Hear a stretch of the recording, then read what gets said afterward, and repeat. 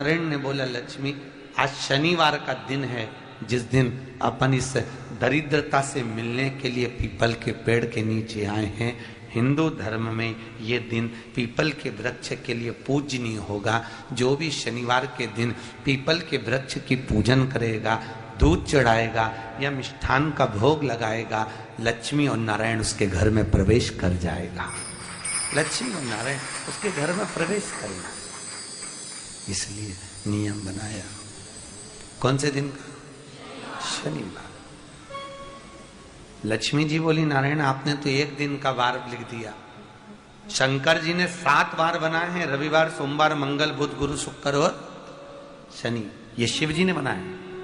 अब एक दिन आपने अपना बना लिया, बाकी के दिन अगर कोई इस पीपल के वृक्ष के नीचे आएगा और यहां तो दरिद्रता बैठी है तो उसका क्या होगा?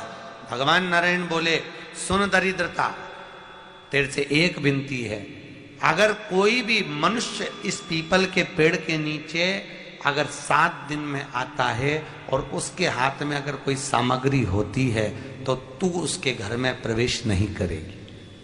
नियम है पीपल के वृक्ष का, या तो पानी का लोटा लेकर जाओ, कुंकू का चोपड़ा लेकर जाओ, शक्कर लेकर जाओ, या पेड़ के नीचे चींटी को डालने के लिए आटा ले जाओ, पर खाली हाथ पीपल के वृक्ष के नीचे कभी मत जाओ, कभी नहीं जाओ, में प्रवेश करेगी। दरिद्रता उठकर खड़ी होकर बोली, नारायण तुमने अपनी मनमानी करी है, एक दिन मुझे भी मेरा चाहिए।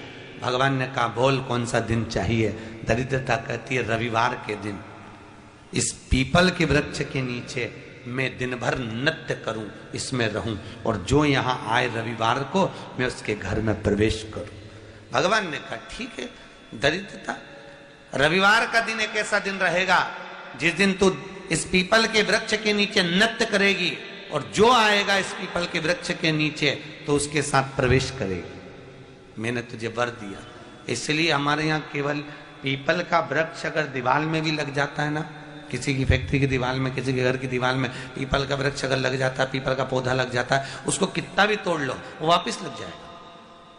फिर तोड़ोगे फिर लग जाएगा। अगर पीपल के पौधे को तोड़ना है तो केवल रविवार का दिन एक नींबू, एक मिर्ची और बमूल का कांटा, ये 3 चीजें रखने के बाद में आधे घंटे बाद रविवार के दिन पीपल के पेड़ को उखाड़ कर फेंक दो। दूसरी बार कभी पीपल दीवार में लगता ही नहीं, कभी नहीं लग सकता। केवल एक रविवार का, केवल एक संडे, इतवार का।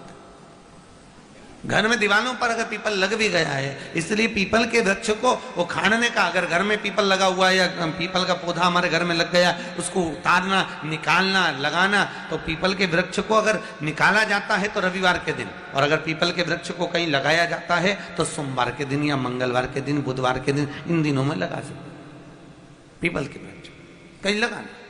शनिवार का दिन एक ऐसा दिन होता है जिस दिन पीपल के वृक्ष को कहीं जाकर लगाया नहीं जाता, क्योंकि शनिवार के दिन पीपल के वृक्ष के नीचे लक्ष्मी रहती है। हम अपने हाथों से अगर पीपल का वृक्ष किसी दूसरी जगह पर शनिवार को रोपित करते हैं तो हमारे घर की लक्ष्मी अपने घर से छिन्न होकर चली जाती है। इसलिए शनिवार के दिन पीपल लगाया नहीं जाता, किसी के घर जाकर उसको वापस पलटा नहीं जाता। लग गया उसको डाल। प्रभु मेरी धर्म पत्नी को कहाँ रखूं आप बताओ? वो तो जहां यज्ञ होता है, अनुष्ठान होता है, दान होता है, पुण्य होता है, सत्कर्म होता है, वहां जाने को तैयार नहीं। अब करूं क्या? भगवान ने बोला, एक काम करो। दुर्वासा जी बोले, जिसके यहां रात्रि में बर्तन झूठे पड़े रहते हो उसके घर में इस दरिद्रता को लेकर तुम प्रवेश कर जाना। जिसके यहां रात्रि में बर्तन झूठे पड़े हो वहां लेकर प्रवेश कर जाओ। दूसरी जगह दुर्वासा जी बोले, जो स्त्री घर में दोपहर के समय पर सो रही हो उसके घर में इसको लेकर प्रवेश कर जाइए। जो स्त्री दोपहर के समय में घर पर सो रही हो इस दरिद्रता को लेकर प्रवेश कर जाइए। तीसरा, जिसके यहां पर दरवाजे पर कांटे वाले पौधे लगे हों उस घर में इस दरिद्रता को लेकर प्रवेश कर जाइए। दरिद्रता, कितनी सुंदर बात कही है। दाता और विधाता, कौन कौन? दाता और विधाता। लक्ष्मी और दरिद्रता के सगे भाई हैं। कौन कौन? दाता और विधाता। दाता को फिटकरी प्रिय है, विधाता को नमक प्रिय है। ये दोनों हमेशा लक्ष्मी को और दरिद्रता को दोनों को समझाते थे, दोनों में प्रेम बढ़ाते थे।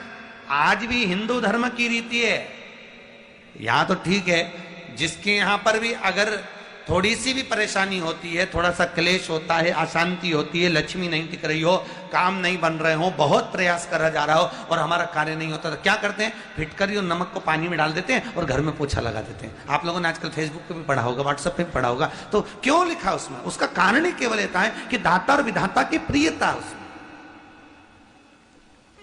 माता ख्याति के जो 4 बच्चे हुए, इसमें जो 2 लड़के हैं, दाता और विधाता, उसकी प्रियता उसमें। दुर्वासा जी बोले अपनी धर्म पत्नी को वहां लेकर, जहां कांटेदार पौधे लगे हों वहां पर लेकर प्रवेश कर जाइए। कांटेदार पौधों में उस दरिद्रता का निवास हो गया। कितना विचित्र कथा यहां वर्णन करी है। श्रीमद् भागवत के अंतर्गत जो वर्णन किया कि मृत्यु निश्चित है। जितने आस्था चैनल पर कथा सुन रहे हो, जितने फेसबुक और यूट्यूब पर सुन रहे हो, बहुत सावधानी से सुनना। 2 बार पशुपति व्रत कर लिए, आपने ये कर लिया, आपने प्रदोष कर लिया, आपने सोमवार कर लिया, आपने सारे अनुष्ठान कर लिए, बहुत सारे उपाय भी करे, तो महाराज शनिवार के दिन अगर शिव की आराधना करी जाए, शनिवार के दिन अगर शंकर को जल चढ़ाया जाए, तो जिंदगी में व्यक्ति की कभी अकाल मृत्यु नहीं होती। महाराज संहिता में लिखा है कि जितने समी के पत्ते डालें उतनी बार नाम और गोत्र बोले, पर आप ज्यादा बार भी ना बोल पाए तो अपना नाम गोत्र एक बार तो बोले। समी के पत्र का जल शंकर भगवान को समर्पित करें, शिव पंचायत का दर्शन करते करते। एक पात्र रख लें, उस पात्र में उस जल को झेल लें, शमी के पत्ते आ जाएं तो आ जाएं, वो जल रख लें और उस जल को एक बोतल में भर लें। लगभग 15 दिन आप उस जल को जैसे शरीर पर तेल लगाते हैं उस तरह से पूरे शरीर पर मलना प्रारंभ कर दें। महाराज ज्यादा से ज्यादा 20 दिन, ज्यादा से ज्यादा 21 दिन या 1 महीना, इतने में शरीर ठीक होना प्रारंभ हो जाता है।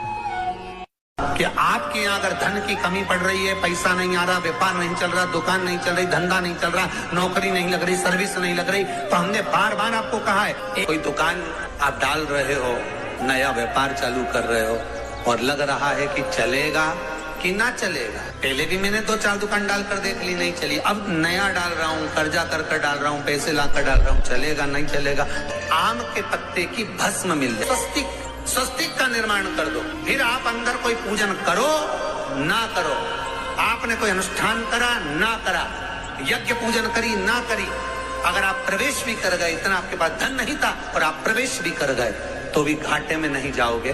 शिव महापुराण की कथा का ये संवाद याद रखिए। लिंगपुर आम के पल्लव को जो वर दिया गया, तो आम के 21 पत्ते इकट्ठे कर उसको आग लगाकर उसकी भस्म तैयार कर शंकर भगवान के शिवलिंग पर शाम के समय प्रदोष काल में चढ़ा दीजिए वो भस्म, और उस भस्म को उठाकर लेकर आ जाओ, डब्बी में भर लो और गाय का घृत उसमें डाल लीजिए। जिस पुरुष नारी को चर्म रोग हो जाए, चर्म रोग, कहीं खुजली चल रही हो, कहीं दाने पड़ गए हो, कहीं चमड़ी सफेद लाल काली पीली जैसी पड़ गई हो, कहीं दाग हो रहे हो, चर्म रोग, कहीं खुजाल चल रही हो, तो और उस स्थान पर लगाना चालू कर दीजिए। 3 दिन में दाग खाद खुजली जो भी होगी मिटना प्रारंभ हो जाएगी। उसमें इतनी प्रबलता आ जाती है। शंकर को जो भस्म चढ़ी है, आम के पत्ते की भस्म का भी हमारा शास्त्र वर्णन करता है। उस भस्म को छान कर पीस कर उसकी कोई दुकान आप डाल रहे हो, नया व्यापार चालू कर रहे हो और लग रहा है कि चलेगा कि ना चलेगा, तो उसके लिए सबसे पहला काम करो, कम से कम दुकान खोलने के 7 दिन पहले आम के पत्ते की बंदरवाल बांधो। दुकान का मुहूर्त होने के 7 दिन पहले आम के पत्ते की बंदरवाल बांधो और कहीं आम के पत्ते की भस्म मिल जाए, वही भस्म जो आम के पत्ते 21 उठाए सूखे वाले, अलग से तोड़ के मत सुखाना, उसमें थोड़ा सा चंदन मिलाकर और उसी से सम्मुख में जहां 7 दिन पहले तुमने बंदरवाल बांधी है, दुकान खोलने वाले दिन उसी आम के पल्लव की भस्म जो शिव पर चढ़ी थी उसी में चंदन मिला हुआ वो एक स्वस्तिक का निर्माण कर दो। फिर आप अंदर कोई पूजन करो ना करो, आप आपने कोई अनुष्ठान करा ना करा, यज्ञ पूजन करी ना करी, अगर आप प्रवेश भी कर गए, इतना आपके पास धन नहीं था और आप प्रवेश भी कर गए, तो भी घाटे में नहीं जाओगे। व्यापार उन्नति की ओर ही बढ़ेगा, व्यापार बढ़ेगा उसमें। आम के पल्लव में अगर कामदेव छुप कर भस्म होते हैं, तो शंकर मेरे आम के पल्लव को भी वर प्रदान कर देते, आम के पल्लव को भी शिव वर। शनिवार के दिन जो बेलपत्री के वृक्ष के नीचे जौ के आटे का चौमुखी दिया, सरसों का तेल डालकर, उसमें काली तिल डालकर, उसमें एक सफेद फूल डालकर, बेलपत्री के वृक्ष के नीचे जैसे एक चौमुखी दिए को जौ के आटे के दिए को लगा दिया जाता है। जो व्यक्ति चिड़चिड़ करता है, जो व्यक्ति क्रोध करता है, जो व्यक्ति अपशब्द बोलता है, आड़ा टेढ़ा बोलता है, ताने देता है, ईर्ष्या रखता है, घर में चिड़चिड़ करे, पूरे घर को अस्त व्यस्त कर रखा, उस व्यक्ति का नाम और गोत्र बोलकर मात्र एक दिया लगा दिया जाए, व्यक्ति अपशब्द कहना बंद कर देता है, उसका प्रेम प्रबल हो जाता है, उसकी ईर्ष्या समाप्त हो जाती है, उसकी नफरत समाप्त हो जाती है। हम आपसे बार बार कहते हैं ना, कई बार आपको कहा कि आपके यहाँ अगर धन की कमी पड़ रही है, पैसा नहीं आ रहा, व्यापार नहीं चल रहा, दुकान नहीं चल रही, धंधा नहीं चल रहा, नौकरी नहीं लग रही, सर्विस नहीं लग रही, तो हमने बार बार आपको कहा है, एक दिया बेलपत्री के पेड़ के नीचे लगाओ घी का, और एक दिया शंकर के मंदिर की चौखट पर लगाकर, बार बार आपको कहा, उस पर विश्वास रखकर लगाओगे, सुख मिलेगा, आनंद की अनुभूति होगी। श्री शिवाय नमस्तुभ्यम, सब बोलिए एक बार जमकर, श्री शिवाय नमस्तुभ्यम। प्रैक्टिकल जरूर करना, कहीं सियोर वाला महाराज झूठ तो नहीं बोल रहा, शास्त्रों की बातें हमारे जीवन में हमें सुख प्रदान करे, इसलिए इस भाव का आनंद करते हुए आज की कथा को विराम देते हैं। हमारे वीडियो को ज़्यादा से ज़्यादा शेयर करें ताकि माताएं और बहनें इस उपाय का लाभ उठाएं। श्री शिवाय।